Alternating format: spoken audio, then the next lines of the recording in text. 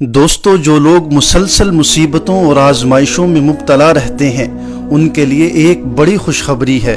حدیث مبارکہ کا مفہوم ہے کہ بندہ مومن پر مسلسل مصیبتیں اور آزمائشیں آتی رہتی ہیں، کبھی اس پر، کبھی اس کے مال پر اور کبھی اس کی اولاد پر، اور وہ بندہ مومن ان مصیبتوں پر صبر کرتا رہتا ہے، اور صبر کرنے کے نتیجے میں اس کے گناہ معاف ہوتے رہتے ہیں، یہاں تک کہ وہ اللہ تعالیٰ سے روز قیامت اس حالت میں ملے گا کہ اس کے ذمہ ایک گناہ بھی نہیں ہوگا، یعنی مصیبتوں کی وجہ سے اس کے تمام گناہ معاف ہو چکے ہوں گے۔ سبحان اللہ۔ لہٰذا جب بھی مصیبت آئے تو یہ سوچ کر صبر کر لیا کریں کہ مصیبت جتنی بڑی ہوگی، صدمہ جتنا گہرا ہوگا، گناہ بھی اتنے ہی زیادہ معاف ہوں گے۔ سبحان اللہ۔